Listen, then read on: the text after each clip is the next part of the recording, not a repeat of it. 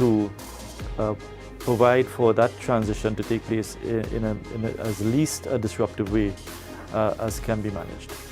Policymakers recognize that people are key to achieving a just transition. That human resource resides in many spheres of employment, in the existing technologies, in the existing industries that may be seen as emitting sectors, and as well in the new sectors that are to be developed. So therefore, the human resource factor in effecting economic change towards low carbon development is perhaps the most critical part of any transition that will give rise to a development path that will contribute globally to achieving the objectives of the Paris Agreement, which is critical for small and developing states such as Trinidad and Tobago. For up-to-date information on environmental issues and activities in TNT, please join our Focal Point network by completing the Google form found on the Environmental Policy and Planning Division's Facebook and Instagram pages.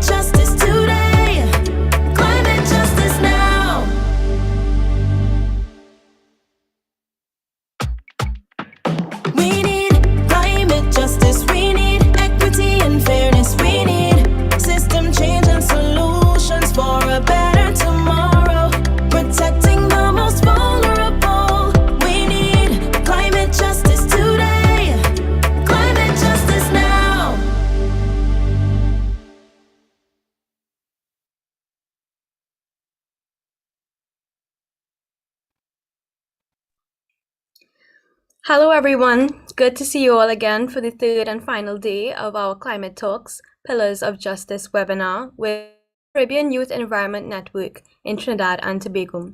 My name is Samaya Sipol, Secretary here at CYEN and I will be your host this evening. I am also joined by the rest of our executive team who I invite to introduce themselves now. Hi everyone. I'm Michaela Hussein, the Deputy National Coordinator for the Caribbean Youth Environment Network in Trinidad and Tobago.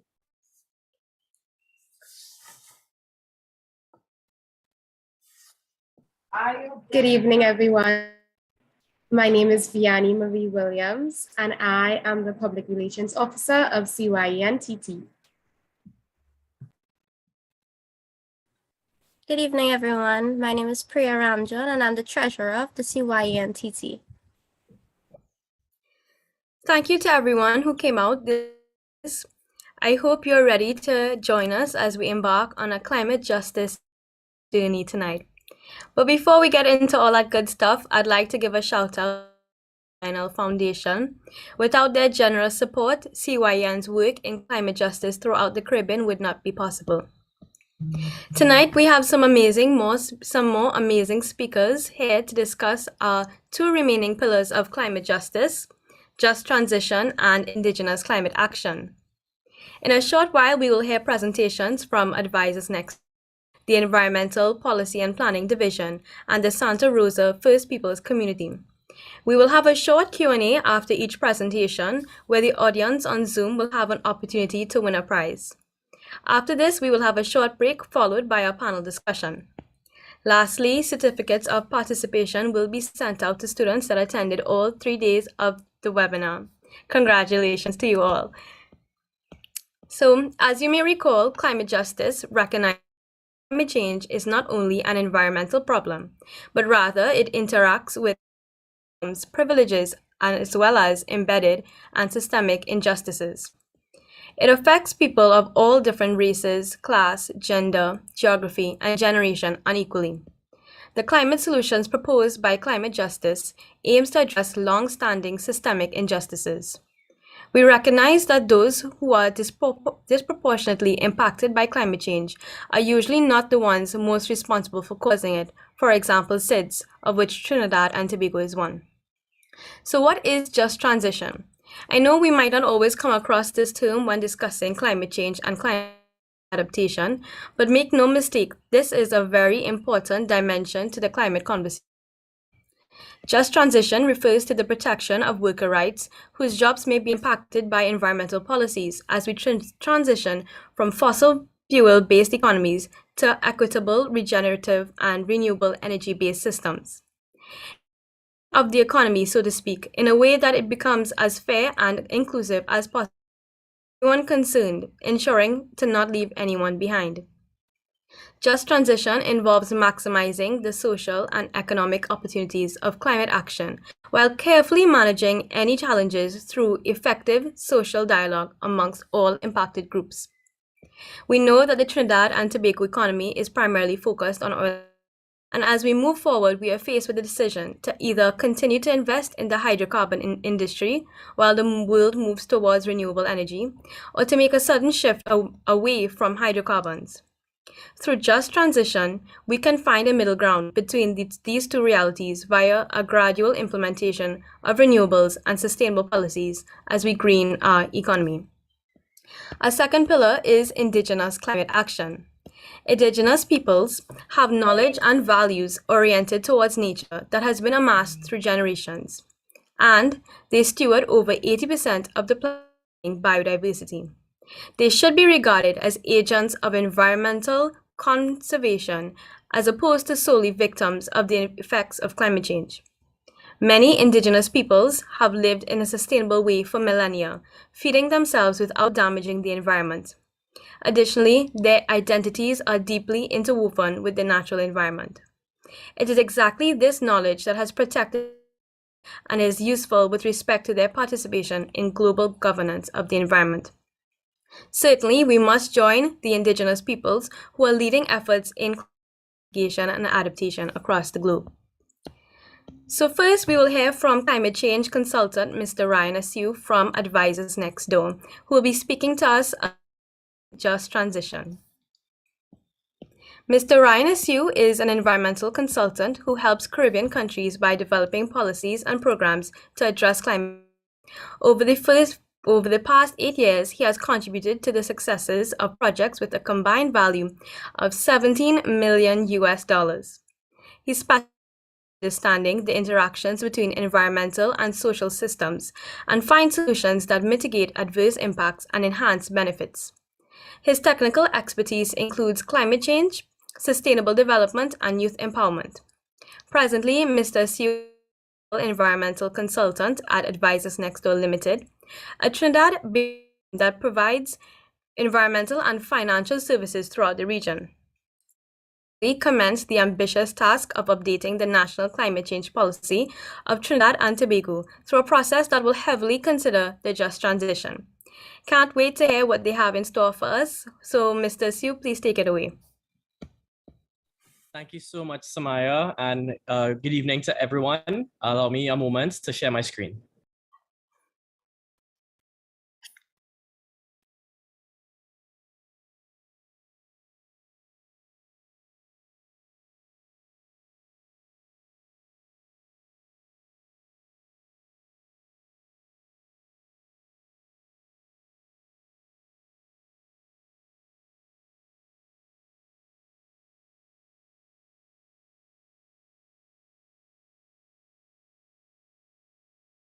Right, there we go. Y'all can hear me now.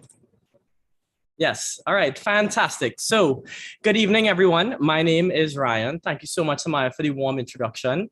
And I am a climate change consultant. If you see me looking to the left, that is where my mic is. So sometimes I have the habit of trying to speak to it as if I'm speaking to you, right? But it's not because I am looking away from all of your beautiful faces, right? So we are here to talk about a very important aspect of climate justice called the just transition. Right? And I know many of you may not have ever heard of this term before, but don't worry, tonight I am going to give you a crash course, right? So what is the just transition? The just transition is the harmonization of energy, climate, and sustainable development goals towards a low carbon economy.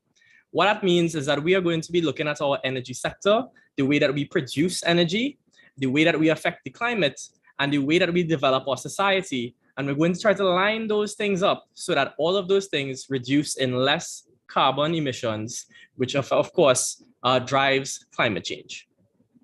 Now, there are four aspects. Well, I guess it depends. I would say that the definition of just transition isn't universally agreed upon, but one of the things that they have in common are four thematic areas or four pillar areas, as I like to think of them. And these four areas are: the first one, aiding the vulnerable and the marginalized parts of society. The second part is encouraging investment and education into low carbon technologies. The third is reducing the negative impact on effective workers through reskilling and the creation of new industries. And finally, it is about sharing the benefits of a greener, low carbon economy equitably to all. So those are the four dimensions of climate justice. Now, I want you all to also understand something about not just climate justice, sorry, but just transition. And I want you all to understand something about just transition, right? Just transition is not something that I came up with. It's not something that Trinidad and Tobago came up with. It is in fact a global movement. And this movement is something that is happening all over the world and is being informed by international bodies such as the UNFCCC, the International Labour Organization, and many other organizations, especially NGOs, global NGOs, the OECD, and government support agencies that all aim towards achieving Sustainable Development Goal number 8, which is decent work and economic growth. The International Labour Organization, the ILO especially, has been very good at pushing the just transition movement. And they have been using guidelines on what they call the decent work agenda. What that means is that as we go from a high carbon economy to a low carbon economy, just transition ensures that we have a lot of social dialogue, that there's social protection, that the rights of workers are respected, and that new economic and employment opportunities are created, right? So this is a global movement that we have been distilling, and everyone is trying to adopt, especially as we try to move towards net zero, which is the goal of the Paris Agreement to protect us against climate change, right? So let's talk about advisors next door, right? So what is a consulting company here to talk about just transition about? And to do that, I will first introduce my company, and then I will share with you the different ways that my company has been tackling the four dimensions of the just transition, right? So Advisors Next Door is a consulting company that has over 100 technical experts. We're a large pool of consultants that work together with some strategic partners to come up with solutions and support for Caribbean governments. We primarily work in the Caribbean. We're based here in Trinidad and Tobago, And we work with strategic partners, some listed on the screen. Some of them have been speakers at this very same Climate Justice Week event. And together we work with governments and organizations to help advance the just transition. So let's give you some examples. So Advisors Next Door and the first dimension, aiding the vulnerable and marginalized parts of society. So when we say vulnerable and marginalized parts of society, I want you all to understand that even before climate change was recognized as a thing, society is and continues to be unfair, unjust, and unequal in its treatment of different groups. There are some groups that face discrimination and face different challenges than others. And we're talking about groups such as Indigenous people, women, the rural poor, those who live in very vulnerable areas such as the coastal zone, and even the LGBT T plus community, right? So what is Advisors doing with these marginal groups in terms of the just transition? Well, for example, one of our projects is one that we've done with the International Federation of the Red Cross, where we have worked in Jamaica, Grenada, and the Dominican Republic, 3 Caribbean islands, to use nature-based solutions to help improve the resilience of coastal communities. Communities that are especially vulnerable to the effects of climate change. We've worked with them to identify tools and methods that they could use nature to not only protect themselves, but improve their socioeconomic standing. A win-win. At home, here within the company, we were an early adopter champion of the LGBTI model workplace policy, which was released, I guess is the correct word, last year by the Equal Opportunities Commission in collaboration with CAISO, Sex and Gender Justice. So they put together this policy and they were looking for champions to take it on and implement it. And that's something that we did. So we were early adopter champion, and we continue to champion for equality in the workplace. We are a non-discriminatory employer, and we make sure to try to give everyone their fair chance, especially when it comes to working in the environmental sector towards that just transition. What is Advisors doing when it comes to low carbon education and investment? Well, another one of our projects is working with the Agricultural Development Bank of Trinidad and Tobago, for example. And there we've been helping them develop their sustainability action plan. And component to that is also helping them conceptualize and develop green financial products.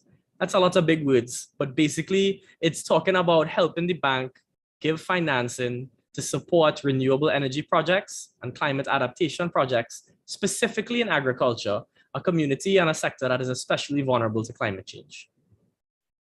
In terms of education and training, we are fortunate and proud to be partnered with a number of civil society organizations, such as the Trinidad and Tobago Association of Energy Engineers and the Sustainability Institute of Trinidad and Tobago, both of which have a core mandate, especially of empowering young people in the industries of the future. So a lot of renewable energy, a lot of sustainable thinking, a lot of circular economy. We are part of that process of providing training opportunities, mentorship opportunities, and even working with other organizations such as the University of Trinidad and Tobago to affect the curriculum towards sustainability.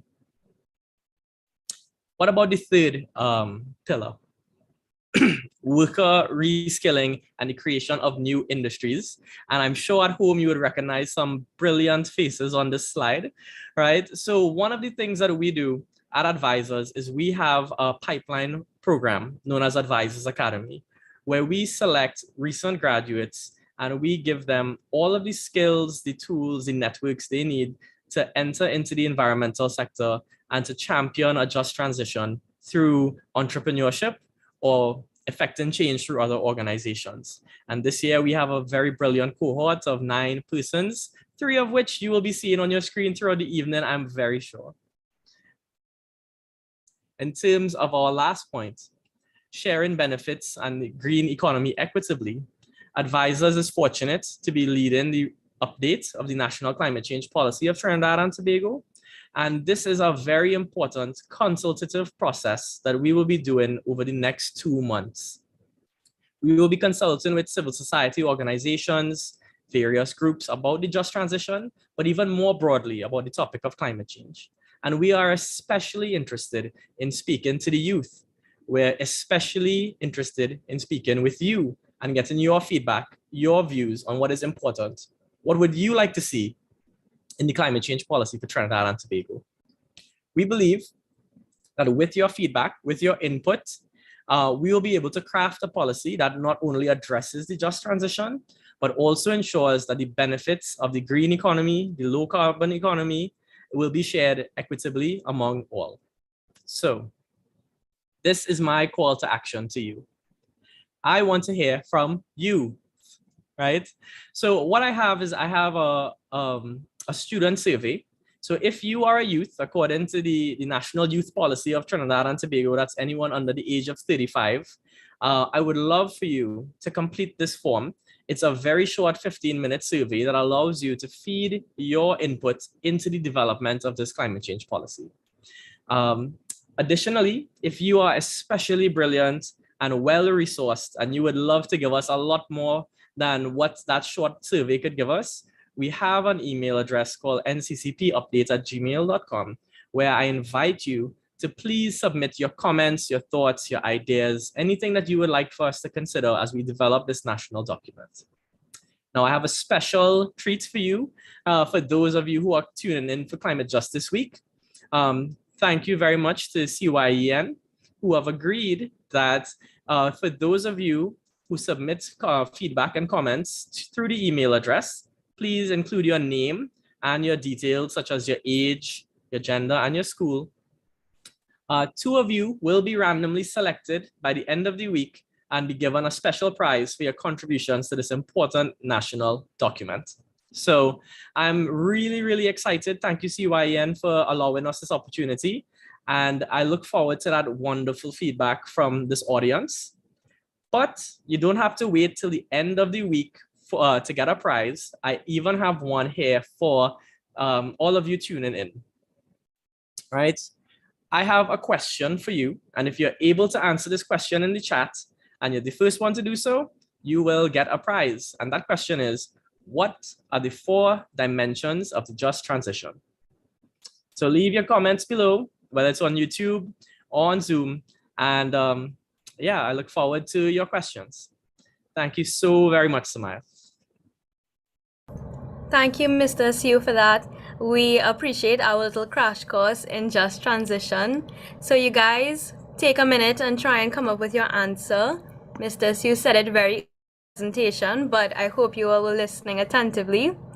And also, please don't forget, Mr. Siu, we have an answer. So what do you think? I am not seeing it. So you'll have to tell me who said what. Okay, so we have Nikane Ramnarain messaged first, who said procedural, retributive, and restorative. So those are great principles for the just transition, but those are not the dimensions that I mentioned in my presentation.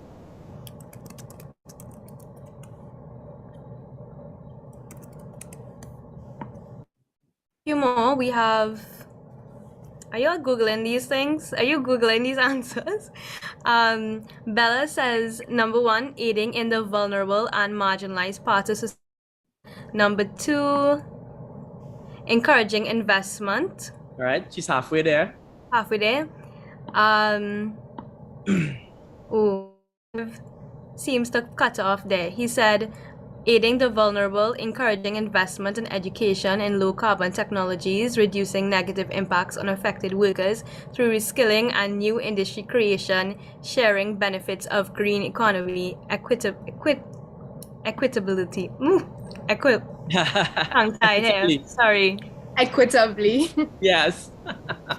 So I don't know what you think about that, and Bella has put her remaining 2.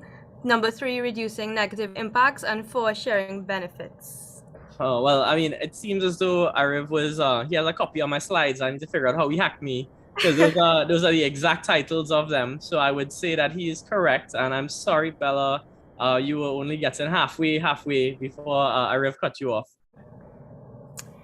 So, sorry, Bella, but yes, we have our winner.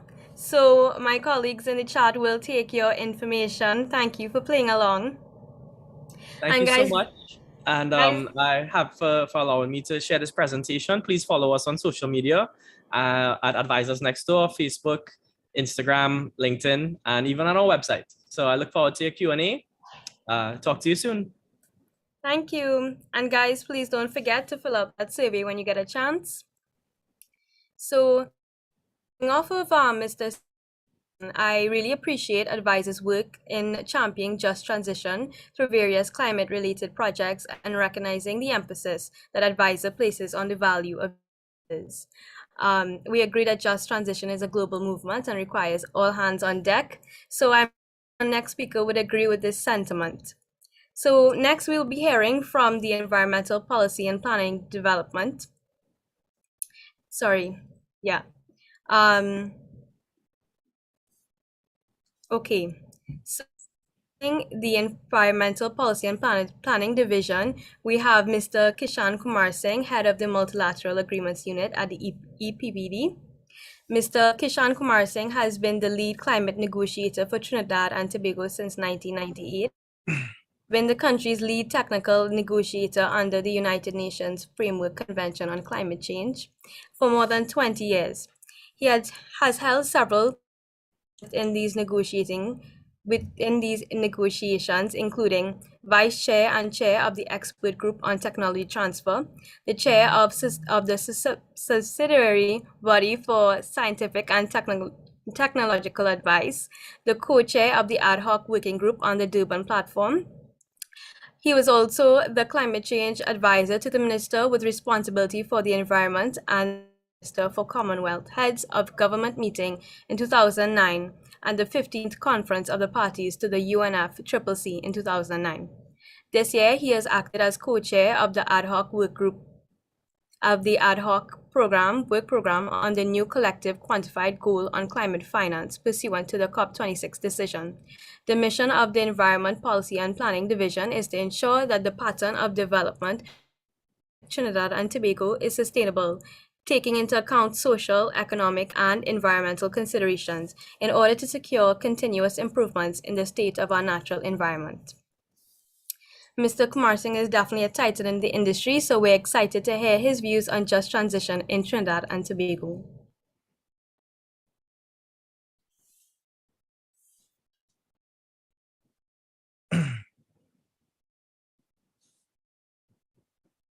Well, we actually have Mr. Kevin Bajan, who will give a brief introduction first. So you can go right ahead, Kevin.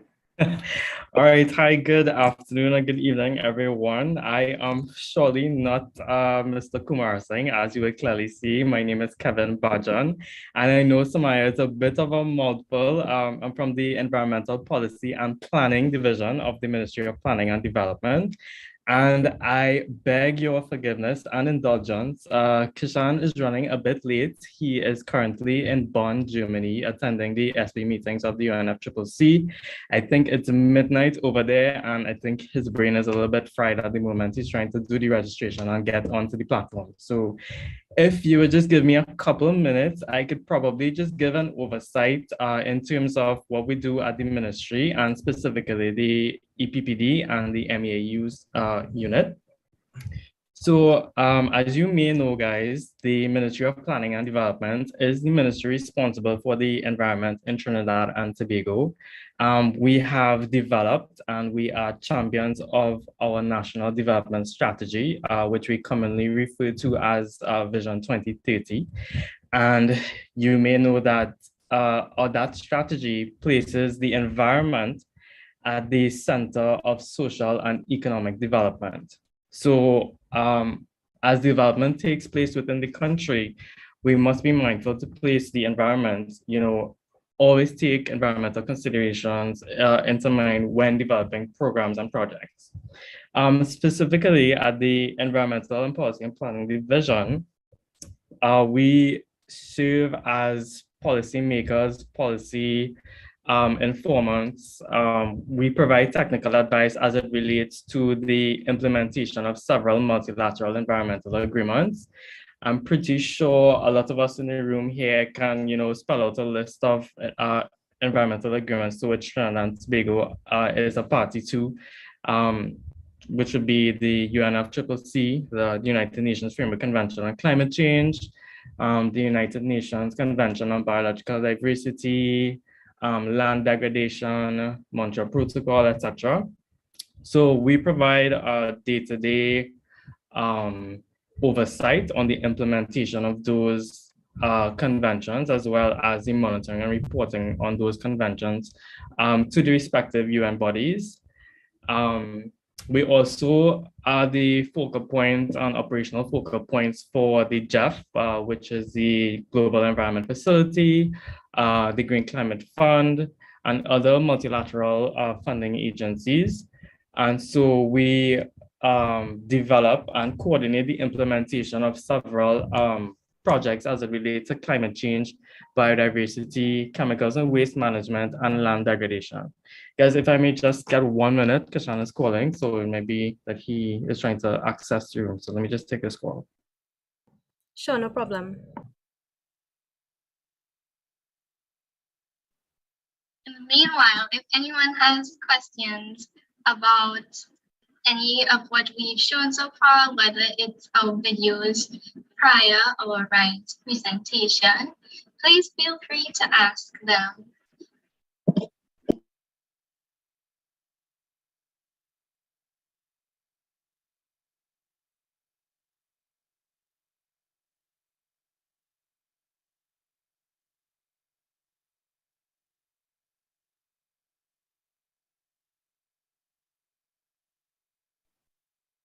Well, I don't have a question per se, but if Ryan is still with us, Ryan, I just want to know, how do you keep a positive mindset in the face of all the detrimental impacts that climate change has? Because yesterday in our panel discussion, our speakers were talking about they themselves being disillusioned, becoming discouraged. So I just want to know to hear your personal experience with that, if you can tell us. Yeah, well, climate change is what I call a wicked problem, right? I call it that way because that's what it's referred to internationally. A wicked problem is what you call a pervasive problem, one that has so many parts and is so large that you affect one thing and it ripples out throughout. It's a problem of a scale that you could work your entire lifetime trying to solve, and you would not even solve it. So it's a really difficult sector to be in, trying to address change because of the magnitude of the challenge. And because of that, you could spend your whole life trying to solve a problem that requires generations to solve. It's easy to become a little bit jaded or burnt out or lose that sort of vigor and that passion. So it's a very timely question that you asked, Vianney, about how do you stay positive in the face of that, especially when we talk about the amount of work that we need to do in such a short time in order to stay beneath 1.5 degrees Celsius, the critical temperature in which it's vital for small islands like Trinidad and Tobago and the Caribbean. For me, what keeps me motivated, what keeps me positive, firstly, is looking at the young people of Trinidad and Tobago, like yourself, like the Caribbean Youth Environmental Network, like all of our attendees at home, seeing the amount of people that are here tonight, tuning in on YouTube, here in Zoom, that are interested, that are passionate about it, that gives me the hope to continue.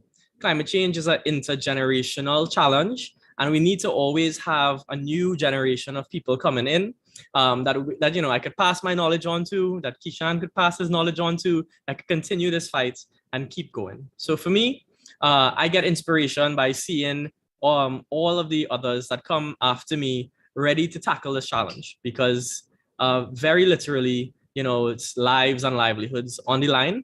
And the younger ones, such as yourself, you all are the ones that are gonna face the music more than we would, certainly. Thank you so much for that. That was very encouraging. And we have a question from YouTube. Okay, so why do you think Advisors Next Door was chosen, well, I'm sure you know this, was chosen to revise the CC policy? And what do you and your associates do to build that competency? There's also another part to it. If you want to answer that first, and I'll give you second part, or Sure, no problem. So we, I don't want to make it sound that we were just like magically chosen just like that, right? So how consultancy works is that a funder, or in this case, the government of Trinidad and Tobago, would have accessed financing through the Green Climate Fund Readiness Facility, right? In order to improve the country's capacity in addressing climate change. So they get a set of money to undertake certain projects, and a component of that project is as allocated to updating the national climate change policy. What they then do is they advertise and they say, hey, it's open to any qualified person to make a proposal as to how you would go about doing this and to back up that with the credentials. So for me personally, I put my proposal in along with any other competitors. I am blind to that process, so I don't know who are the other people that went in, but I can only speak for myself and advisors and our history of work doing policy in the Caribbean. Updating policy is not the first time. This is not the first time we're doing this. I have had an influential role in the past of creating the national environmental policy for Trinidad and Tobago. So I have a wide range of experience in terms of consultations, facilitation, and what it takes to generate a policy in this country specifically. And apart from that, I've also worked on policies throughout the region for Antigua and Barbuda, for the International Federation, and all sorts of other organizations. So I guess I would say I'm fortunate that my credentials was impressive enough for the funder and for the government to select us to be part of this process. And the second part of that is, how do you build the capacity? So if you're a young person and you want to be involved in policy, environmental policy, climate policy, that sort of thing, I would say the starting point is to first, I guess, follow your dreams, follow your interests, right? Make sure you are getting the right training and the right skills through your degree or through otherwise. It doesn't have to be an environment degree. Policy is also a social issue. So even if you come from a sociological background and that's your interest, you could still have a career in policy. And then once you have your foundation set, right, reach out to those who are in the space. I would be happy to talk to you if you want specific guidance. And you can follow us on advisors at any of the pages that I shared before. Just send a message and say, hey, I'm interested in policy, and I'll give you a message and we'll have a chat. Yeah. thank you so much. There was actually a third part of the question, which I Sure. believe you had an answer. You kind of answered it just now, but the third part was any advice for those looking to achieve that level of influence? Yes. So if it is that you want to get to that, I mean, it comes with experience, right? And experience comes with time. It comes with getting the right opportunities and working very hard at where you start. You will not start at the top. None of us did. Everyone starts at the bottom. They have to pay their dues. They have to work hard. But as long as you start with the goal in mind, as I like to say, right, understand where you want to go and build that productive experience. Make a conscientious effort to network and meet the right people. You will get there. Okay, so I hope our viewer took in that very comprehensive answer.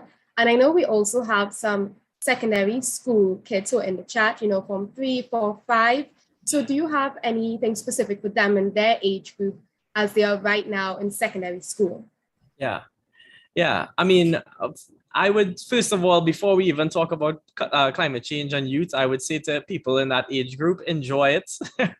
I look back at my high school years and reminisce at a simpler time where my responsibilities was just to go to school. So definitely enjoy it. Enjoy the studying. Enjoy making friends.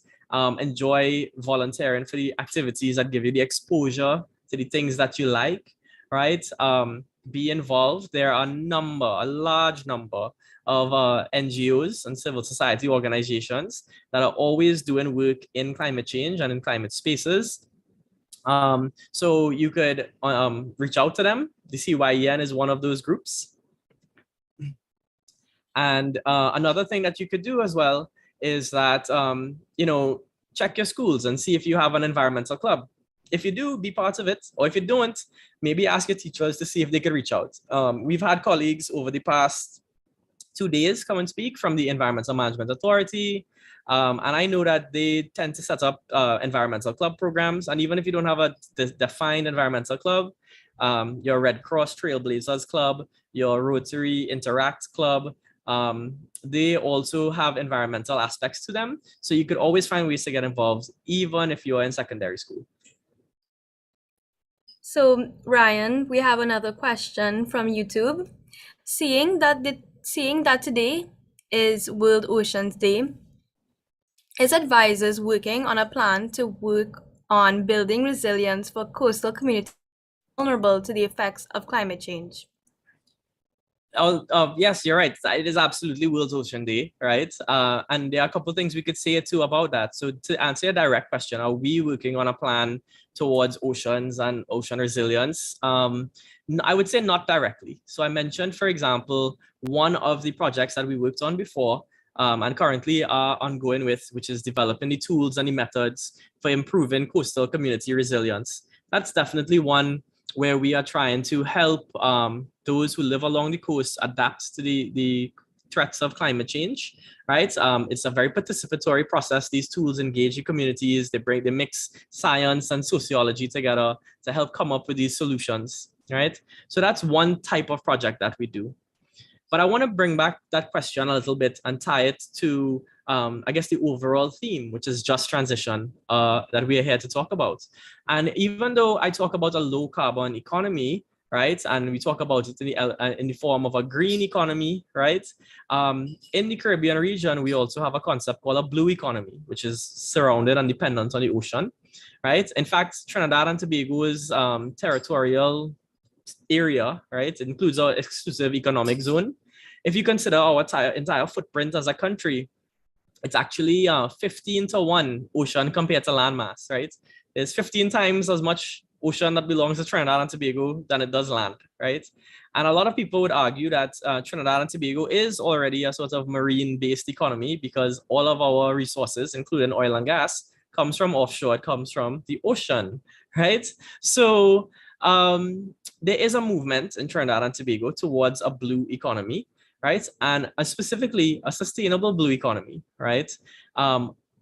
Whether we are doing a sustainable low carbon green economy or a blue economy, or whatever color economy you want to color it, right? What's important is that the transition from where we are now to that place is done with equality in mind, with stakeholder involvement and participation in mind, that we are always considering how the vulnerable will be impacted, as well as considering how young people especially have their voice heard in this process. So, what are we doing with the oceans? I would say that when you look at it from our existing projects, we are already doing some things. But when we look a little bit more forward to the national climate change policy, when we look at the just transition, there is some scope for the ocean there when we talk about blue economy, right? New industries in the blue economy, for example, would be sort of offshore renewable energy, from which there's some interest, right? And there's also things like blue carbon, which is like using mangroves to capture carbon and sell those on carbon markets, right? But that's another conversation. We can go deep into that one, but I hope that answers the question. Thank you. Yeah, I believe it certainly did. So, Mr. Rajan, if you're ready, we can begin with your presentation. Yes, thanks so much. Thanks, Ryan. I must say thanks for filling that void, because I've been kind of working with Kishan over the phone to get him on the call, but for whatever reason, he's unable to join. So I am going to take a stab at it and try and deliver his presentation to the best of my ability. And the next best thing, I have a video of Kishan. So you know what? Everybody can see what he looks like. So I'll go through the presentation pretty quick. quickly because I think Ryan did a pretty good job at defining what just transition is, what's the vision and whatnot. So I'll fly through my presentation and then show you guys the video. So let me share my screen. All right, can somebody give me a thumbs up if you can see it clearly? Yeah, great. Yes, Perfect. We can see. Right, so my name is Kevin Bajan and not Kishan, just, for clarification, but it's being delivered on his behalf. So just transition, we're talking about a transition of the workforce. So in accordance with the Paris Agreement and the subsequent declaration on the call for imperatives of a just transition of the workforce and the creation of decent work opportunities, we've come about and we've taken the decision to develop a just transition policy for Trinidad and Tobago.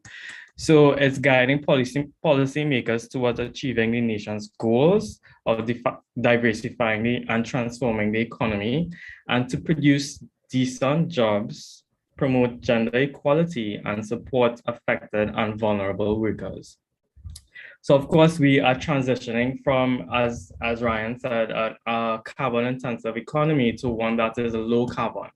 So we are looking at retooling and reskilling our labor force and making this transitionary period one that ensures economic viability and social viability as well. So of course, it's in accordance and in line with Goal 8 of the Sustainable Development Goals to promote inclusive and sustainable economic growth, full and productive employment, and decent work for all. So some of you all may be familiar with Trinidad and Tobago's NDC, or what is known as our nationally determined contribution. And they are as follows. And of course, I should have mentioned that all of this information is available on our ministry's website, which is planning.gov.tt, as well as our blog spot, which I'll share the links to at the end. And so our NDC really commits Trinidad and Tobago to a reduction in our cumulative emissions from 3 main emitting sectors by 15% by the year 2030 from a business as usual scenario. We also have an unconditional commitment to reduce public transportation emissions by 30% by December 31st, 2030. So we do have quite a number of commitments that the country has made, and we are working towards achieving these commitments, and the development and approval of a just transition policy is in alignment with, achieving some of these targets. And I apologize if you hear my dog in the background. We all know the time, so I am at home and I guess she wants to be part of the conversation. So that's always good. So our NDC focuses on 3 main sectors in Trinidad and Tobago, and they are the power generation, transportation, and industry sectors. And I am cognizant of who I'm speaking to. I think this slide is a bit technical, but what I can say overall is that we are taking some very strategic steps in reducing our greenhouse gas emissions from these 3 sectors. We've identified that these sectors in Trinidad and Tobago are the sectors that are, are heavy emitters of greenhouse gases. And so they are a primary target when it comes to interventions to reduce the emissions of these gases. So you see on your screen some of the measures that the government has committed to reduce these emissions. We've done an analysis of the workforce. Of course, in preparation and in development of the just transition policy, it is of extreme importance to understand who are your stakeholders, and of course the labor market, the labor force is one of our primary stakeholders. So we have done some analysis of that group of stakeholders, and it's presented on the screen. Of course, some of the interventions and some of the policy directives that have been included in the draft policy have been informed by the analysis done on the stakeholders. So just a little bit on the policy work thus far. The Ministry of Planning and Development, in collaboration with the Ministry of Labor and in consultation with our key stakeholders, have prepared a draft policy, which is the just transition policy of the workforce. We have done quite a lot of work. It has been sent forward to the cabinet for endorsement. And because it's a policy of such magnitude in terms of the amount of stakeholders that it impacts, quite a lot of work has to go into it before it gets cabinet endorsement. So I was doing some check following up this morning, and I understand that they're doing still doing some preliminary work before cabinet gives its endorsement. So just quickly to run through some of the objectives of the policy. And of course, as we mentioned, is to work towards low carbon emission development, to support new low carbon industries, to encourage investment in low carbon technologies, to develop and enhance existing supporting measures for affected workers, to ensure new professionals and graduates are equipped with the education and skill sets needed for a low carbon economy. Of course, as we mentioned, to ensure gender equality is upheld, to ensure low-income families, less favored groups of society, and affected families for job losses are considered, to guarantee a two-way dialogue and participation in a cornerstone by incorporating a just transition framework, and to reassess current subsidies to determine whether they reform or to promote distributive fairness. So I know some of them was a little bit probably have gone over your head, some of them, a bit of a mouthful, but I think the most important things to remember is with transitioning from carbon intensive to low carbon, we are being considerate of retooling and reskilling professionals and new graduates, and we are encouraging investments in low carbon technologies. So of course, just transition has been in the news. A lot of developing countries, just like Trinidad and Tobago, are, trying to transition their economy to low carbon economies. So, it's something that's been talked about quite often recently. And I think at this point, I can show the video of Kishan or the video of our just transition. So let me just stop sharing this screen. Share. Perfect.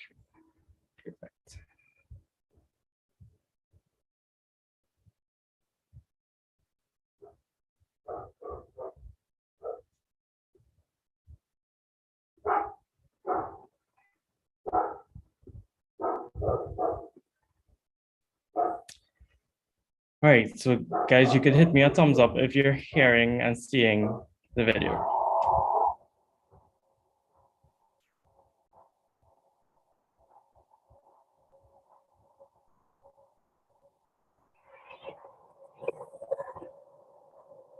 Just transition, a term first used by trade unionists in North America in the 1990s, was coined to protect the rights of workers whose jobs may have been impacted by environmental policies. Head of the Multilateral Environmental Agreements Unit at the Ministry of Planning and Development, Kishan Kumar Singh, explains its significance to Trinidad and Tobago at this time. The issue of just transition has been entrenched in the Paris Agreement in its preamble and consistent with the Sustainable Development Goal 8 of decent work and quality jobs for everyone. It focuses on the need to safeguard workers' rights, to the creation of decent jobs as economies transition from carbon-intensive industries and high-carbon activities to one of low-carbon development. The development and implementation of this country's just transition is critical, as our economy is based primarily on the oil and gas industry, which involves high-carbon emitting processes. Trinidad and Tobago, as a ratified party to the Paris Agreement, is also now obligated to embark on a pathway of low-carbon development. And to do that, we have submitted our commitments to the UN on how we intend to reduce greenhouse gas emissions. And these emissions are targeted at the power generation, the industrial sector, and the transportation, primarily based on the combustion of fossil fuels. Trinidad and Tobago's economy is based on oil and gas and therefore highly carbon intensive. And many jobs are created in that sector. As a result, any transitioning from this high carbon intensive economy to low carbon development will invariably impact on workers. And to avoid any potential negative fallout, the policy framework is being developed to allow for minimizing these impacts, for the retooling and reskilling of workers to encompass low carbon jobs or green jobs, as they call in renewable energy, for example, in clean technology, and so on. And the policy, therefore, will guide what needs to be considered, including through creation of new skills for upcoming generations and the new workforce, so that as the country transitions from the carbon intensive and carbon based economy, largely due to oil and gas, towards more sustainable and green growth, that transition will be as well smooth for existing workers, but also create opportunities for upcoming workforce. Transitioning of our workforce is being carefully planned and gives consideration to ensuring ease as we move from one type of economy to another. It is important to know that it's a transition. The key word is transition, and it will not happen overnight, and therefore it's over a period of time, during which the enabling environment through the administrative, institutional, legal and policy framework will be set. And therefore, those that are already in the workforce will be provided with opportunities to reschool, retool, and reskill themselves to be employable in the new economy, in the green economy, where opportunities can be created. It also focuses on active creation of these jobs, these green jobs, in the green economy, including, for example, in renewable energy technologies, in electric vehicle technologies, in other clean technologies that may be employed in the industrial sector to reduce emissions. So that transition will take place over a period of time. It's not a switch, and therefore the policy aims to provide for that transition to take place in as least a disruptive way as can be managed. Policymakers recognize that people are key to achieving a just transition. That human resource resides in many spheres of employment, in the existing technologies, in the existing industries that may be seen as emitting sectors, and as well in the new sectors that are to be developed. So therefore, the human resource factor in effecting economic change towards low carbon development is perhaps the most critical part of any transition that will give rise to a development path that will contribute globally to achieving the objectives of the Paris Agreement, which is critical for small and developing states such as Trinidad and Tobago. For up-to-date information on environmental issues and activities in TNT, please join our Focal Point network by completing the Google form found on the Environmental Policy and Planning Division's Facebook and Instagram pages.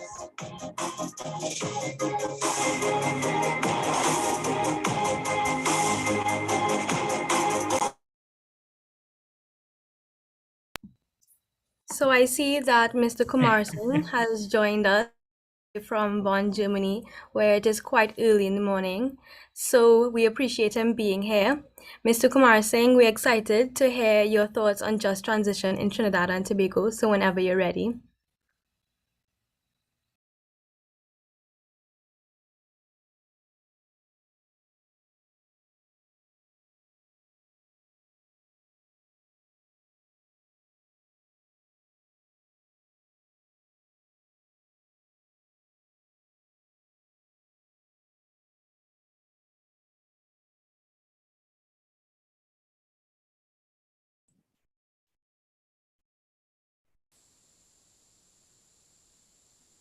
I think he may be having some technical difficulties. But that was a very insightful and informative video. I mean, we're very thankful to have the real guy here, but the video is also very good. Kevin, if you'd like to add in, Mr. Kevin, if you'd like to add any thoughts on it or any further comments. Well, yeah, I was just going to say, at least, I was able to give you all the opportunity to see what this infamous Kashan Pararsing looks like. And, I hope that the video provides a really good summary of what the presentation would have outlined regarding just transition. So, yeah. over to you guys.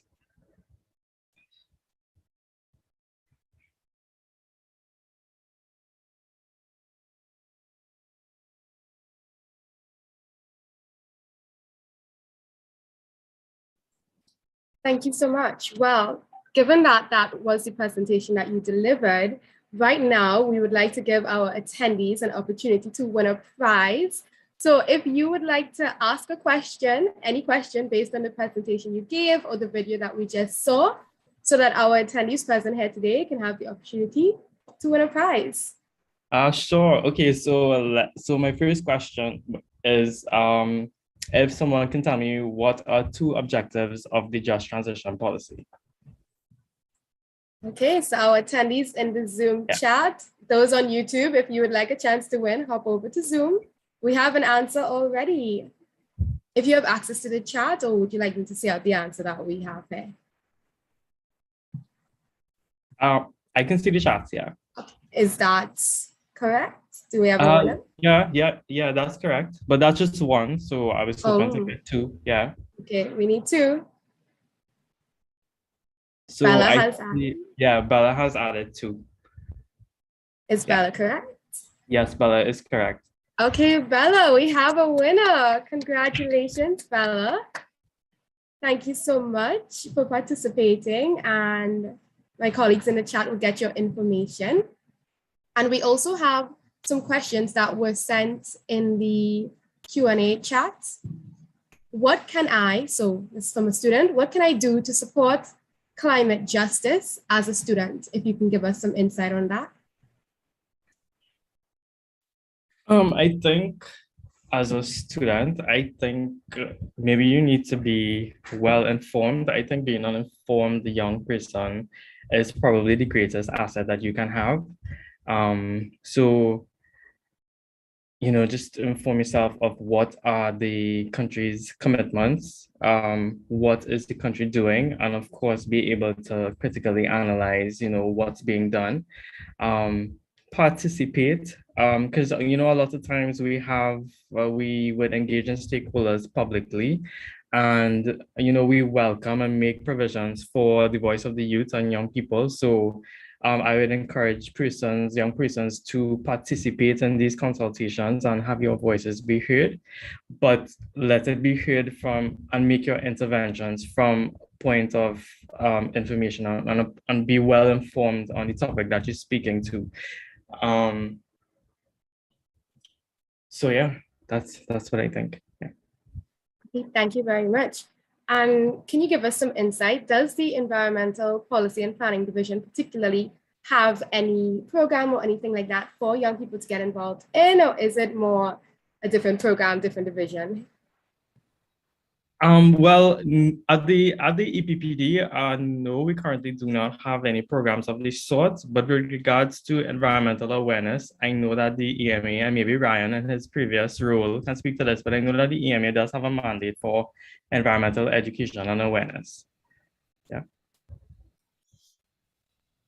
Mr. Ryan, would you like to add anything to that, since you might be able to give us more information? Yeah, sure. So as a young person, if you're looking forward to getting involved with government initiatives, you certainly following the right pages. If you follow Ministry and EMA and all of these pages, you get to see the opportunities. For example, International Coastal Cleanup Day, we usually invite volunteers. We have things happening. The EMA does have a mandate for education, and through that, they established the school environmental clubs. So that's what I was mentioning earlier to some persons. If it is that your school has one, or if they don't have one, tell your teacher, call the EMA and let them bring an environmental club to your school, right? But even without that, you can definitely be engaged. That wonderful video that Kevin shared with us talked about signing up to be part of the climate change focal point network. That is something that you don't necessarily need to be an organization to be part of. You could be a part of that as an individual and get updates that way as well. So there are a lot of opportunities to be involved with government action and even private sector action as well. You know, if you're interested, you know, find the NGOs, find the organizations that are doing the work. And trust me, when you send them a message and say, hey, I'm a young person, I want to get involved, no one's going to turn you down. Everyone is going to figure out a way to utilize that enthusiasm and that energy and put it into good practice. Thank you, Mr. Sue. I think I think it's very important to be proactive, especially when it comes to your career and these budding careers. Chat in high school still. So we have another question for any of the panelists. Any advice for finding out which niche of the environment sector someone would be best suited to perform in? I guess I'll lead on that one. And if Kevin wants to give some of his perspective after, I would certainly welcome that. So what I would say about the environmental sector broadly is that it's cross-cutting, right? Environment doesn't exist by itself. It's always environmental and, right? And I don't say and to mean advisors next door. That's a strategic acronym. But I would say that it is a field where I would tell you, follow your passions, right? If you think that you are best at economics or at law or sociology or psychology, let me tell you, there's environmental in front of all of those things. There's environmental psychology, environmental economics, environmental law, environmental anything. So before I tell you, hey, there's no special test, no aptitude test to tell you where to go. I would say as a young person, as you go on to discover the things that you like, pursue those things. And trust me, if you're interested in the environment, there's always a segue from wherever you're going back to it. Can the moderator just repeat the question? Sure. So the question says, any advice about which niche of the environmental sector someone would be best suited to perform in? Oh yeah, well then, yeah, definitely support Ryan's intervention there. It is such a cross-cutting industry that, I mean, of course, if you have specific interest in a specific sector or, something specific that you're extremely passionate about, then of course do it. But it's such a cross-cutting field that you can literally get into anything. Environmental law is a big one. And that, because I have friends who, started their law degrees and then ended up in environmental law, and it's not something that they ever thought that they would have been doing, but it's something that they do now and they really like it. So I think, and of course, even agriculture, I have some friends who did agriculture degrees with minors in environmental science. And, sometimes you are completing a program, but you don't really immediately identify the cross-cutting issues. But, there are so many issues and you shouldn't really nail yourself down to just one thing, especially in the environmental sector. Just to remain open-minded. Okay, I love that. So I just want to take a check. Is the representative from Santa Rosa First Peoples community here with us? You can let me know in the chat or unmute.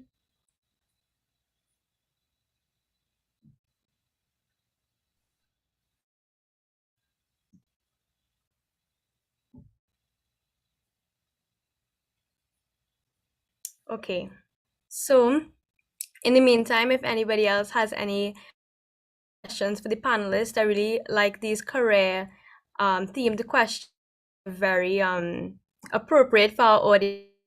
So anybody has any more questions in the meantime? So Maya, can I add something that Kevin mentioned there? Sure. He mentioned his colleagues that had different degrees and got into this thing. And I want to also just tie this back to the broader topic of this week of climate justice and just transition, right?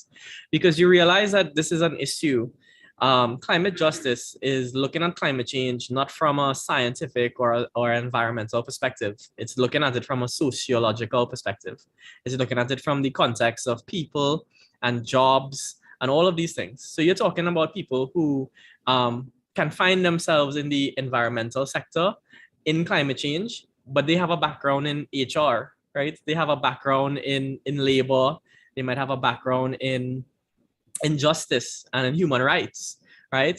So it's really, really broad. And when you think about climate justice, I want you all to remember that there are many, many dimensions, but one of the most important, at least for me, I mean, I mentioned 4 dimensions. One of the most important ones is inclusion and inclusivity of persons. And in your pursuit of your career, if you are, even if you don't think of yourself as being in the sector, if you are able to always advocate for equality and addressing these social ills, you are still contributing towards climate justice and that just transition. I see we have another question in the chat, which I am going to assume is directed to Ryan, which is, what would you like to see in the updated national climate change policy regarding climate justice?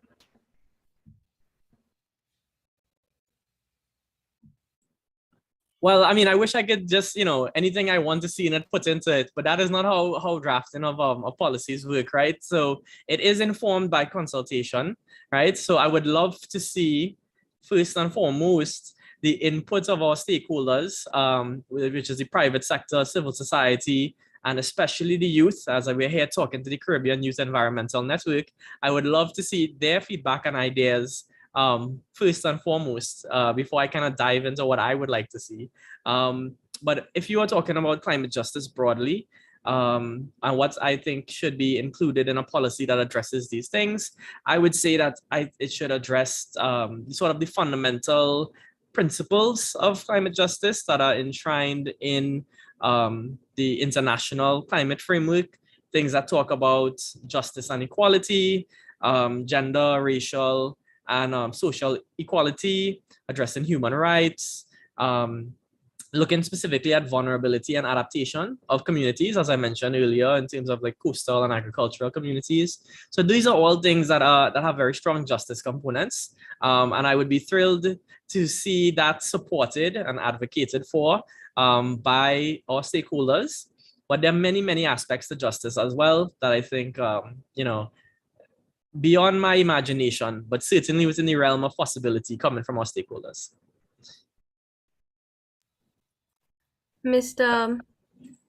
Bajan, do you have anything to add to Ryan's statements? Yeah, I mean, I support this intervention definitely, but I think, just going a step beyond policy development, I'd like to see ministries, departments, agencies, civil society, public and private sectors really take ownership of this policy and champion its implementation. Because a policy is just a policy, if people don't take ownership of it, if people don't, take actions to implement or, execute the directives, it really doesn't mean anything. So, I'd like to see, this policy really be adopted by, the relevant stakeholders and really be implemented on the ground. Okay, great.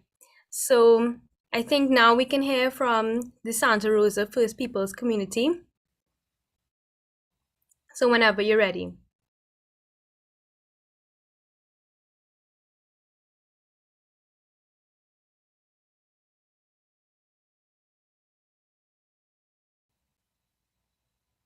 I see that your mic is unmuted, but we're not able to hear.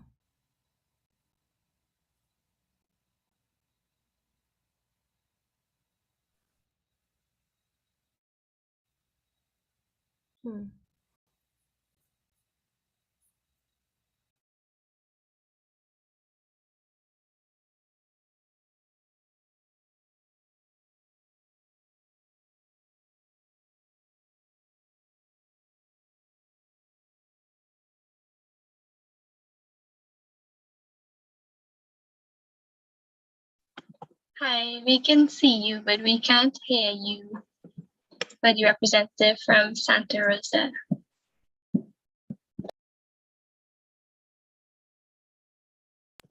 If you can maybe rejoin, and in the meanwhile, we can go on with some more of the questions that we've had, and then come back to the Santa Rosa's presentation.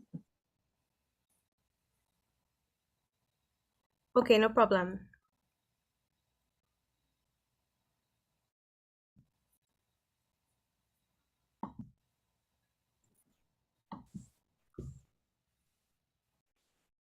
So I'm actually seeing that there's a question in the chat addressed to Mr. Kumar Singh. I don't know if he would be able to answer the question. Would he be able to contribute? I'm not sure. But Kevin, you could also answer if anything. So the question is, are there any resources, this is addressed to Mr. Kumar Singh, are there any resources you recommend that we read in particular? So any great reading material that we should particularly look at? Well, I think Kishan answered the question in the chat. He said there are many resources available online. So, I mean, that's the thing, as youths, we have so many resources literally available at our fingertips. And I think, you know, youths now are so much more informed than ever before that, as I say, just try your best to be informed and keep aware. I mean, on the convention websites, there are always a plethora of information. So you can check the United Nations Framework Convention website, CBD website, UNCCD website, and all the other multilateral environmental agreements. Of course, as a local focal point, you can check the Ministry of Planning and Development's website to see what's going on locally.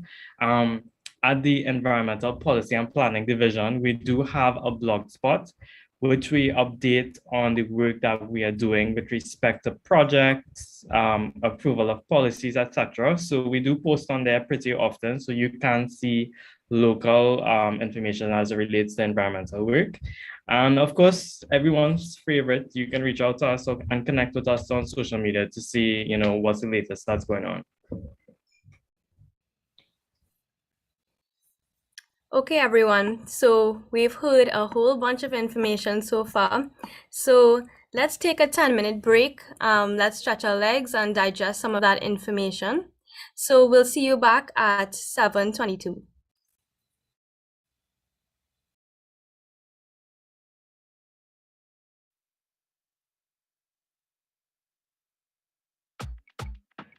We need climate justice, we need equity and fairness, we need system change and solutions for a better tomorrow, protecting the most vulnerable.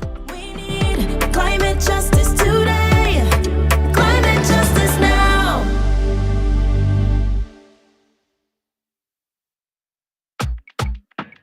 We need climate justice, we need equity and fairness, we need system change and solutions for a better tomorrow, protecting the most vulnerable. We need climate justice today, climate justice now.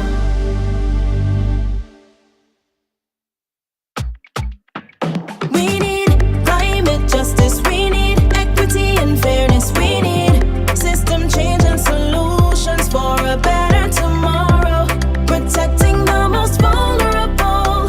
We need climate justice today, climate justice now.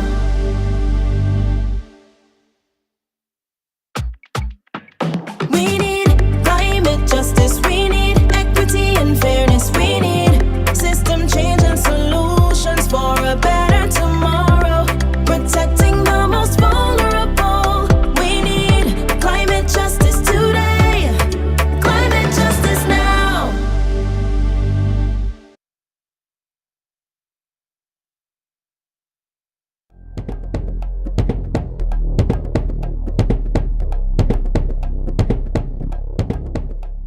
Okay, so my name is Kiefer Jackson. I am the national coordinator for CYN in Guyana. I'm also the secretary for the organization's regional steering committee. CYN is a regional non-governmental not-for-profit organization with chapters and presence as far north as Belize and as far south as Guyana and Suriname.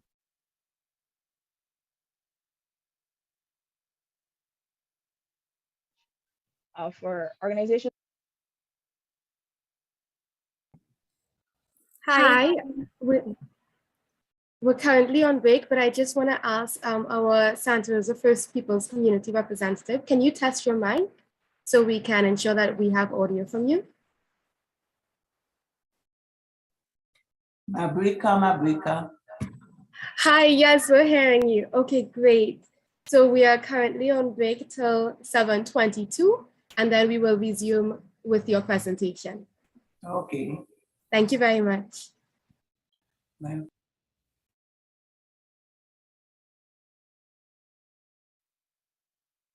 Like CYN, climate justice is more than just a term that is tossed around, more than just a nice phrase, but it is more of a movement towards the recognition of climate change and impacts of climate change, understanding that it has different social, economic, public health, and various adverse impacts on persons in society, especially underprivileged populations.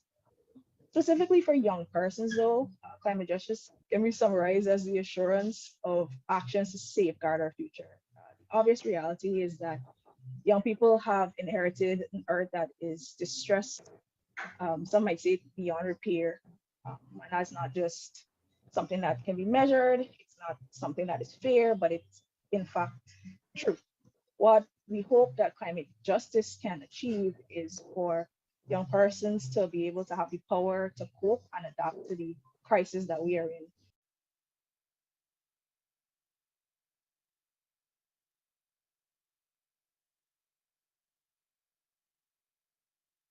The 1.5 to Stay Alive campaign, which was executed in 2016, actually made a lot of headwaves in the climate change COP of that year. Like I said, we build on that premise in the Stay Alive and Thrive campaign, which is a climate action campaign geared towards raising awareness about the urgent need to mitigate and adapt to climate change across the region and across the globe. We've also been able to collect information which forms the baseline for what you to know about climate change. So from that, we were able to articulate a youth opinion piece for the Youth Climate Summit last year, and we were able to inform the CARICOM negotiation team, or negotiating rather team, for the COP26. This year, we're also continuing our efforts to build awareness engagement with Indigenous people. To some degree, we haven't really been doing as much as we should to engage Indigenous communities. I think that's why it's so important for us to really do more to ensure that the opinions, the voices of these communities are heard.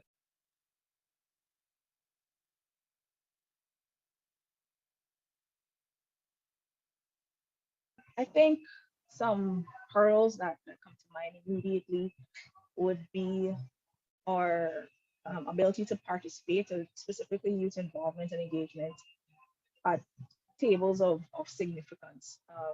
In more recent years, we've been having more and more young people come to a position where they understand that really and truly their futures are at stake with climate change, with the issues of climate change, and just generally the environment, really and truly, and sustainable development.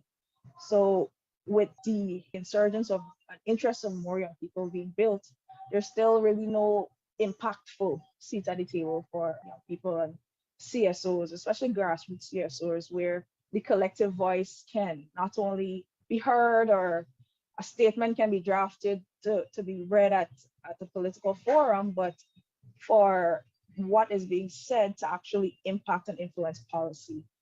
Another issue that we've faced is access to funding. Funding is usually a challenge, and sometimes it is a complicated process for grassroots organizations to access funding for bigger projects. It's almost impossible for young people to really access large lump sums of money that they can use to facilitate a sustainable project.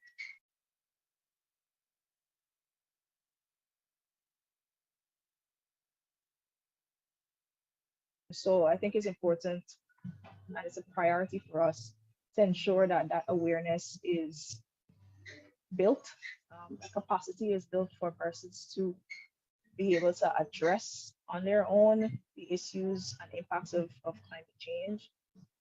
We also believe in empowering young persons to recognize and accept that they are the leaders of tomorrow, and it's not just the older men in the room that have the say, but they have a voice and they have a say. So empowering young people in that way is something that CYN is looking into and continues to look into.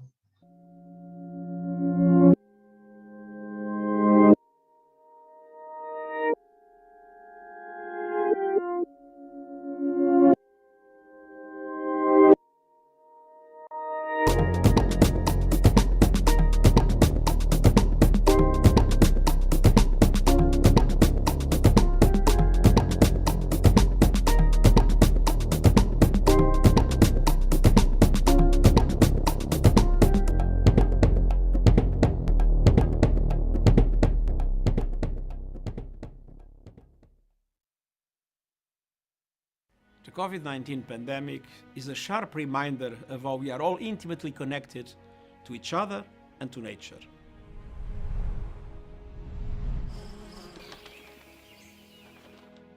As we work to end the pandemic and build back better, we have a once-in-a-generation opportunity and responsibility to correct our relationship with the natural world, including the world's seas and oceans.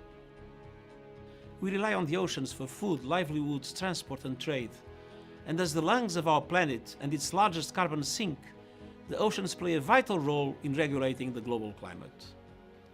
Today, sea levels are rising due to climate change, threatening lives and livelihoods in low-lying nations and coastal cities and communities around the world.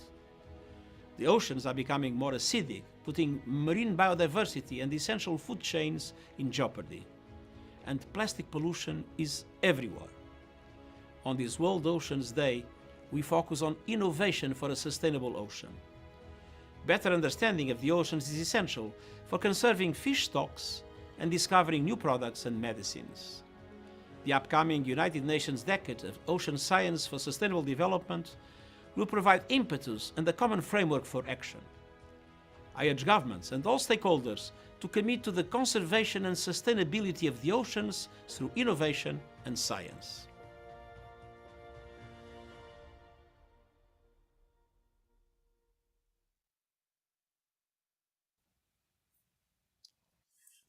Okay, welcome back everyone. So now we're about to hear from the Santa Rosa First Peoples community. The Santa Rosa Amerindian community is the only organized area of Amerindian survival in Trinidad and Tobago. The Santa Rosa First Peoples celebrate their heritage as descendants of the Trinidad indigenous community through a variety of spiritual ceremonies and a week and displays involving the public. They were formally recognized as representatives of the indigenous Amerindians of the Twin Island state by the national government in 1980. This extraordinary continuity, despite the ruptures of Spanish conquest and colonization, is a fundamental factor in their continuing and powerful indigenous self-identification. This makes them the official preservation and cultural ambassadors for their community, which is essential if we want to ensure that there is cultural retention in both the younger generations and the wider public. There are many lessons we can learn from the Amerindian community, and I'm glad that we have a representative from the Santa Rosa to enlighten us a little bit more on indigenous climate action. So whenever you're ready.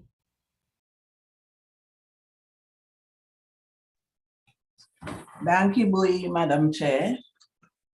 Danki Bui in the indigenous language is thank you. Mabrika, Mabrika, just a greeting in the indigenous language. I am presenting this brief paper on behalf of Chief Ricardo Barrett Hernandez. His schedule has been extremely busy, and I thought I should give an explanation as to why he cannot stay. We are to appear before a joint select committee on Friday, and he was busy in preparation for that event.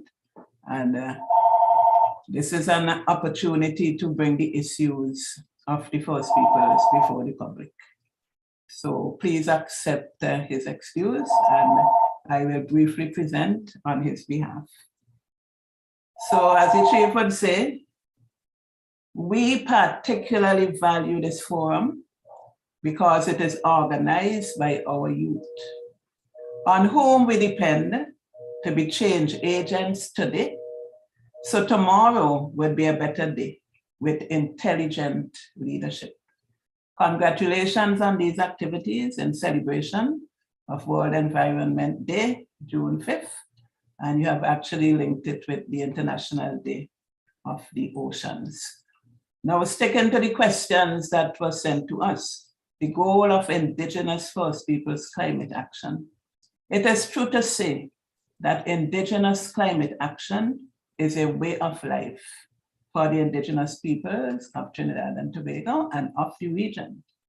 The First Peoples practice a spiritual worldview that all animate and inanimate things on this and all other worlds have a common root and origin. The planet Earth, or Mother Earth, is given to human beings to live and occupy as caregivers with an eternal duty to protect and nurture its sacredness. Human beings are allowed to live and produce on the earth only through sustainable means.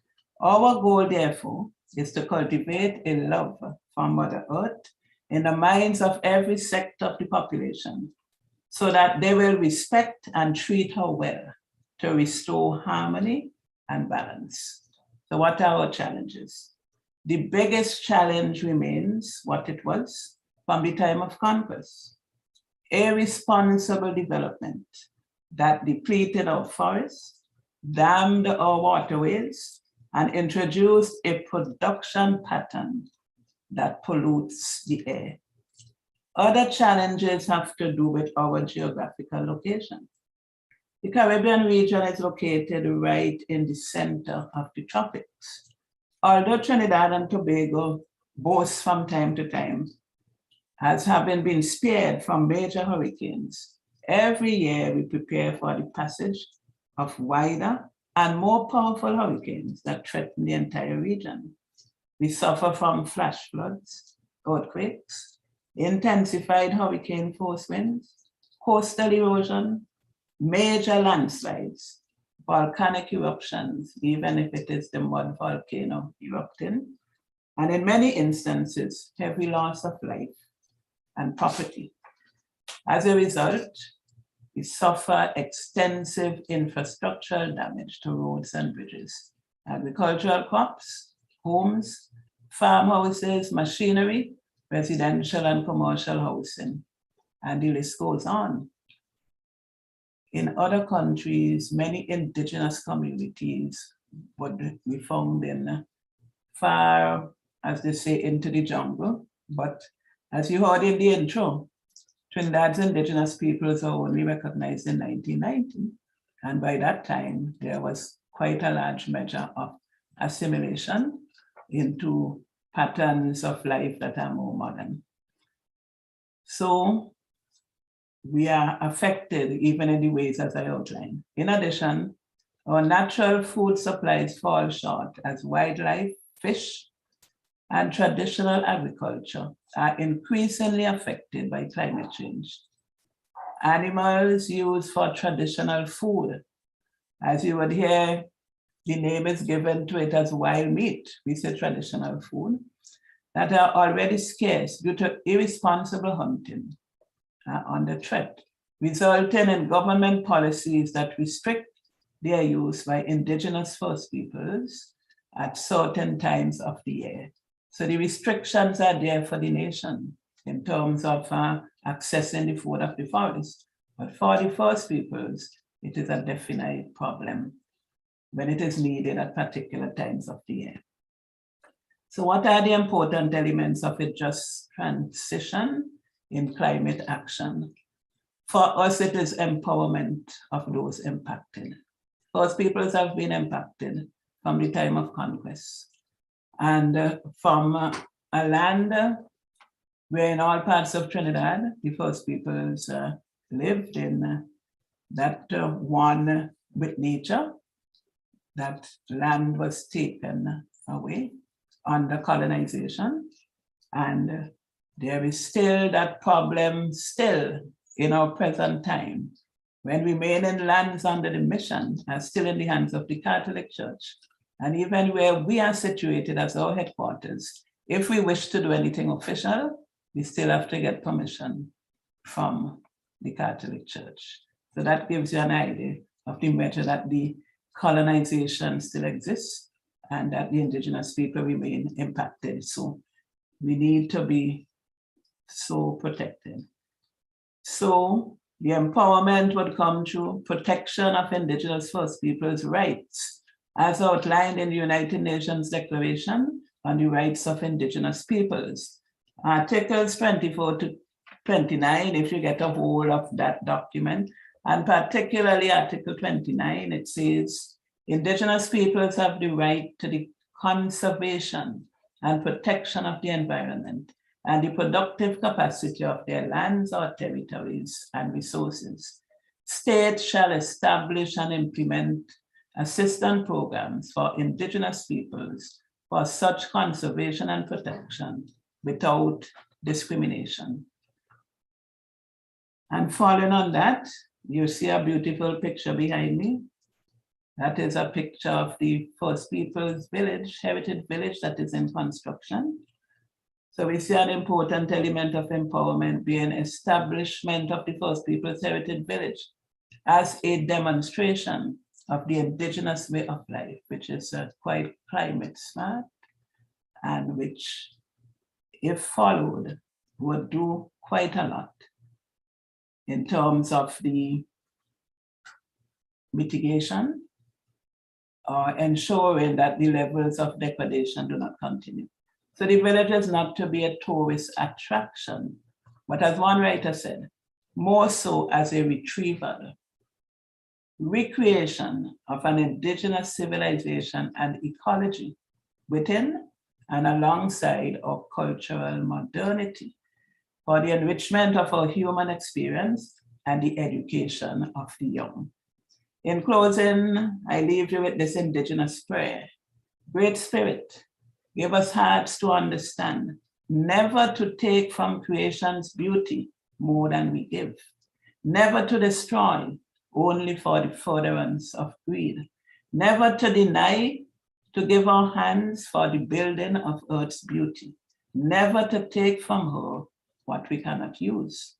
Give us hearts to understand that to destroy earth's music is to create confusion, that to wreck her appearance is to blind us to beauty, that to callously pollute her fragrance is to make a house of stench, that as we care for her, she will care for us.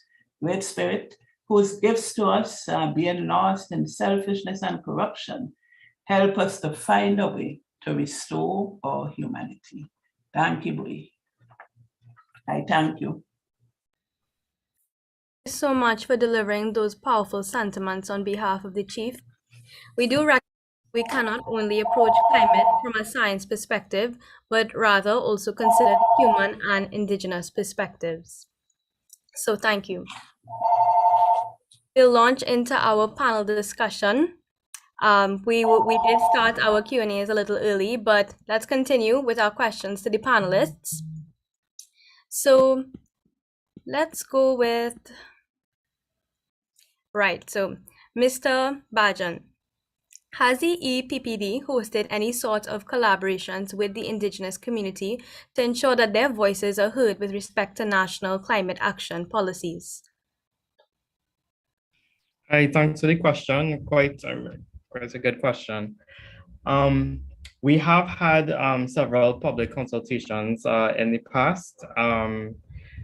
So I can't recall off the top of my head if we had representatives from that community, but I know it would have been open to the public, and so they would have been, able to participate. But at this time, I can't confirm whether or not they participated. I know that there are some other projects. I think it's under the GCF that we are doing some work with the Santa Rosa group, but I can't speak to that at this forum. Okay, sure. Where is the speaker? Who is he representing? Sorry. This is some work that's been done with the GCF, and we don't have the GCF. The Green Climate Fund? Yes. Well, we did have an application before the Green Climate Fund. Right. And we were directed to take it to the Green Fund. Okay. So it is with the Green Fund at the moment. Excellent. Great. So a question following in the same vein.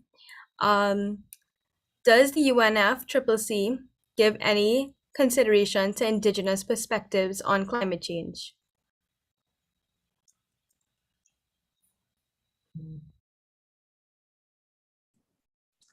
So Samaya, if you don't mind, I'll jump in on that. Yeah. Sure, thanks. So certainly. So yes, the UNFCCC speaks to indigenous communities, specifically when we start looking at the Paris Agreement and these different types of documents. Specifically, when it comes to, if I recall correctly, the preamble, we're talking about gender justice and issues, indigenous communities, and human rights. And there's a specific emphasis on the inclusion of these groups as being especially vulnerable to the effects of climate change and needing to be given special consideration in the planning and the adaptation for climate response. Okay, thank you so much for answering that, Ryan. I want to respond.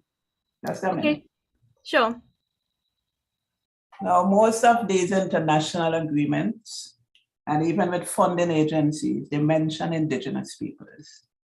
They go as far as to say that indigenous peoples are keepers of the environment and they have knowledge.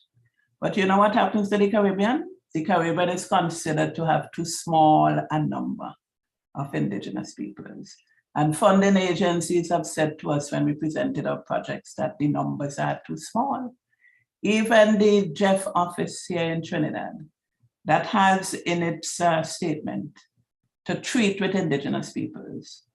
When we present projects to them, we do not get funding. So there is a need to recognize that it doesn't really have anything to do with the small numbers. It is the fact that it's indigenous peoples who have been disadvantaged in whichever country. Trinidad and Tobago, while it has 1 million+ population, is small compared with the other countries. So the one size does not fit all. And when these declarations are made, they need to be adapted particularly to the country's needs. So while our government here in Trinidad and Tobago has signed on to this declaration, it needs to be adapted to our needs. And if our numbers are small, we still need to be empowered. And if you go through the census, and it will still be found that they are at the low, the indigenous people at the low end of the ladder. In fact, in the census, it was only in the last census that there was a column that indigenous people could identify under. You see, so this invisibility has to be lifted. That is one of the things that needed in the policies going forward. Okay, thank you for that. Again, so directed towards our representative from Santa Rosa, First Peoples Community. In the Vision 2030 document, Goal 4, under the theme of developing, states that the richness of our diverse culture will serve as a powerful engine to inspire innovation and creativity. An objective of this goal is to increase the number of persons involved in the indigenous crafts industry. Has the Santa Rosa First Peoples Community taken any actions recently to move towards increasing the number of persons involved in indigenous crafts?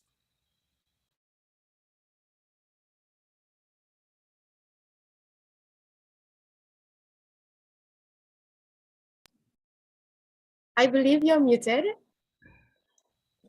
Yeah, sorry. Now you see behind me that beautiful looking picture. That is to be transformed into the First Peoples Heritage Village.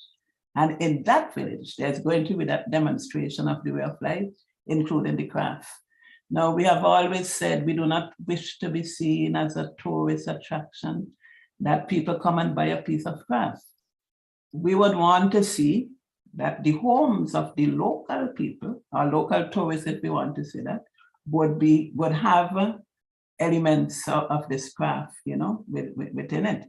And even in coining that policy, indigenous people must be seen as a people, you know, not as objects and so on. Yes, there is a uniqueness about the craft, a uniqueness about the way of life, but in this roundabout way, to come back to your question, it is when we have our festivals, like the Festival of Santa Rosa, which is major. And by the way, it's the oldest celebrated festival in Trinidad and Tobago. I don't know if many people know that, but it is, but it doesn't get the kind of national attention due.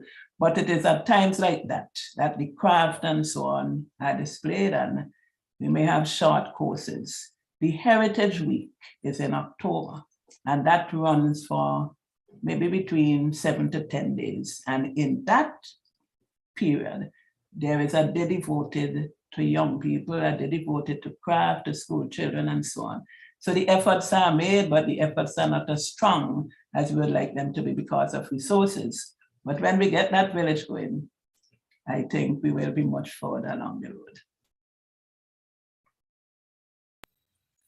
Well, we certainly look forward to seeing that. I think we don't learn enough about Indigenous peoples in our regular education coming through high school, and that's not right. That's not fair. You all need to be represented as equally as other races and minorities in the country.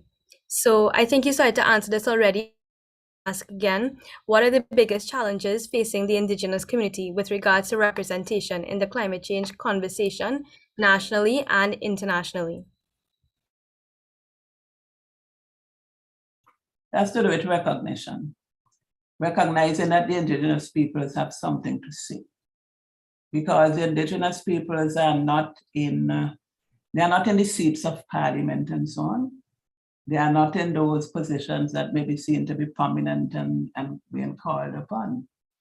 And I think that is part of the hindering. And the other thing has to do with, there are people who move away.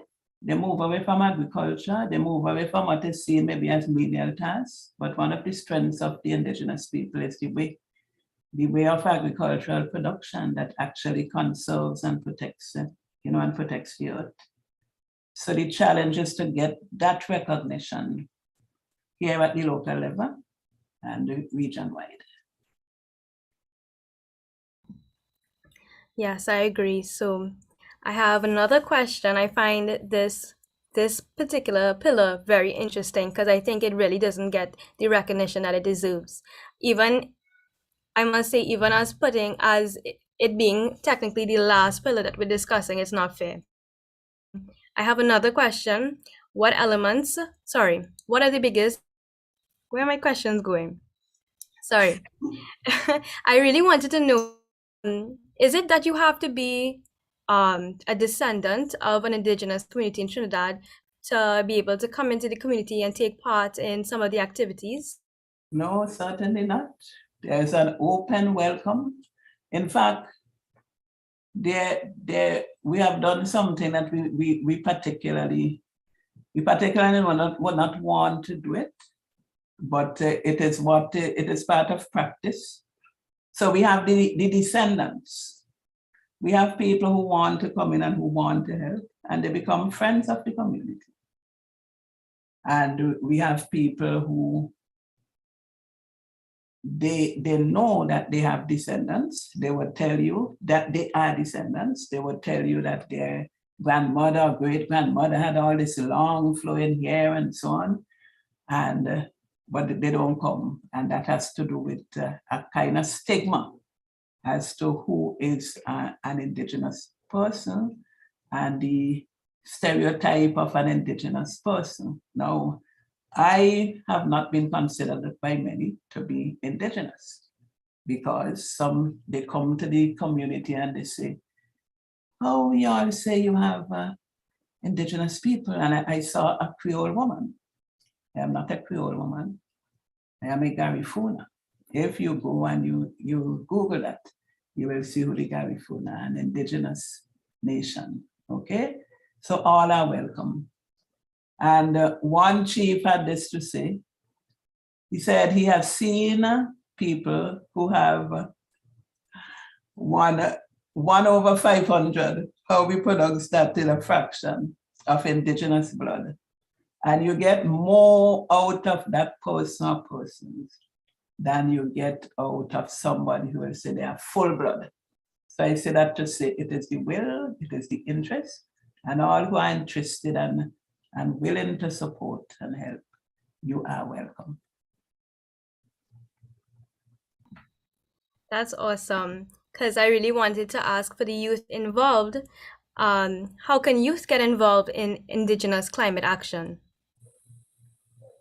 Well, begin by paying a visit to our office at 7 Paul Mitchell Street in Arriva. Take a look at our museum.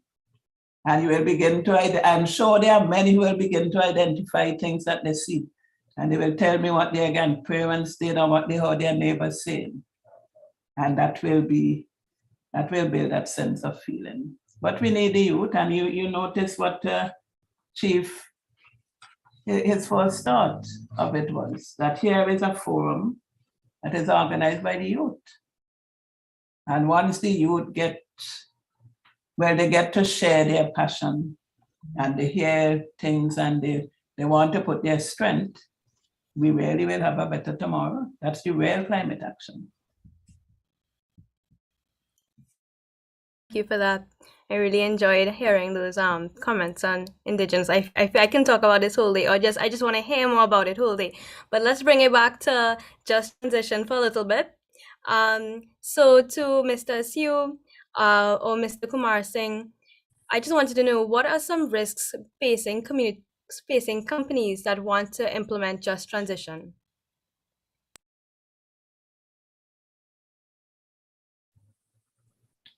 Well, I know that Kishan's mic isn't working, so he'll be communicating via the chat. But in terms of risks to companies implementing the just transition, for me, I would have to say that the transition towards a low carbon future is an imperative, and it's something that is it's going to happen. So we find ourselves, if we cling too strongly to old technologies, if we decide that we do not want to evolve with the times, there may be a significant risk that you end up left behind, and that you would basically face some business consequences. It would affect your bottom line. There is great competitive advantage in being a more inclusive business. There is great competitive advantage in being on the front lines moving towards the future. So I would say the greatest risk in summary is that you get left behind. Thank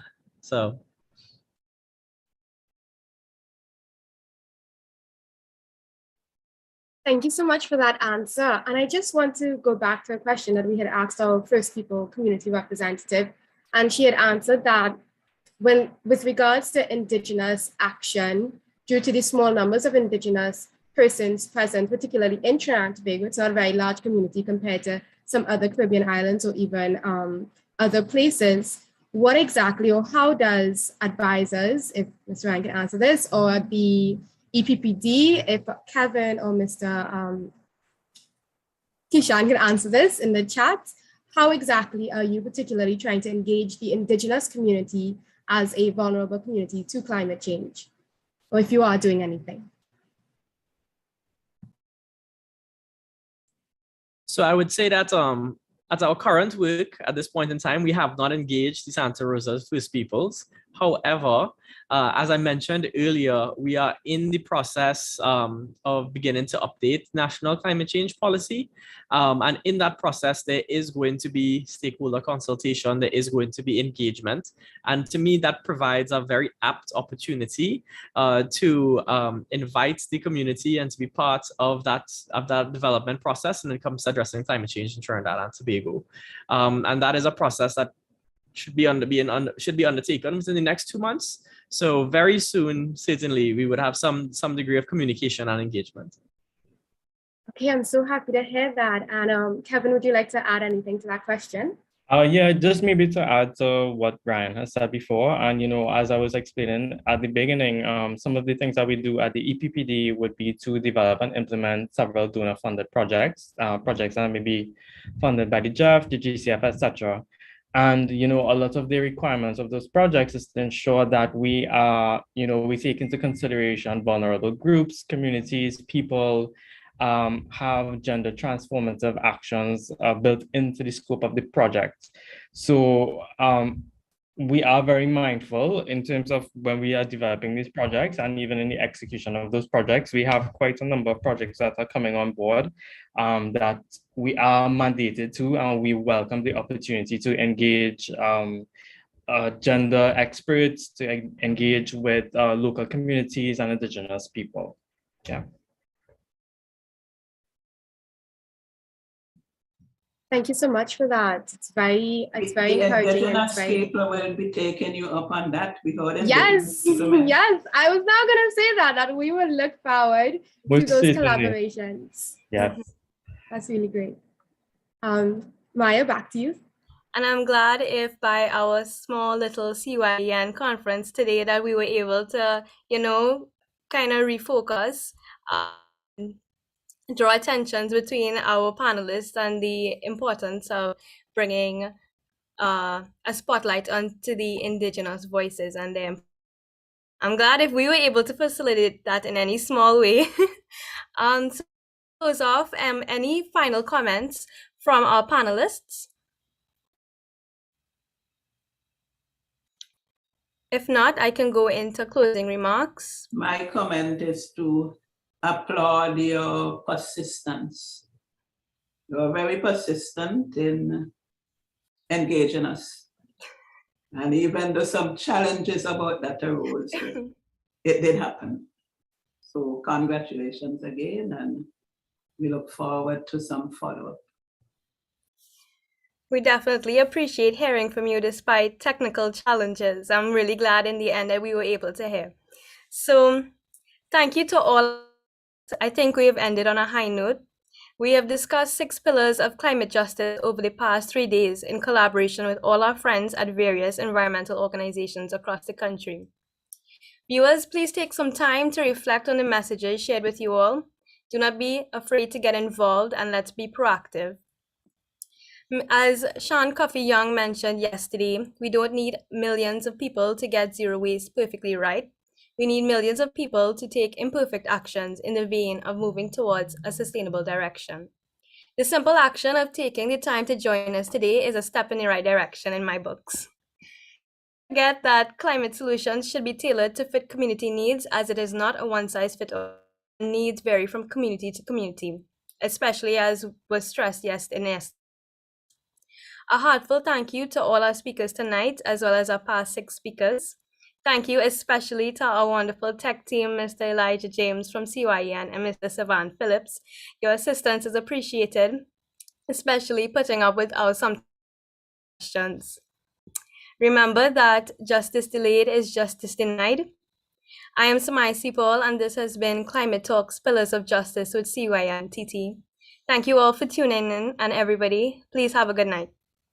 And well, before we leave, actually, we'd just like to take a little screenshot of those present here today for our final panel discussion. So if our panelists, our attendees would like to turn on their camera and, give a little smile so I can take a nice screenshot. Can you just give a second? Yes, I am very hard to smile.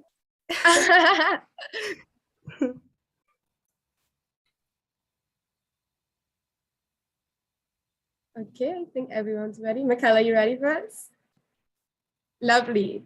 I see lovely smiles.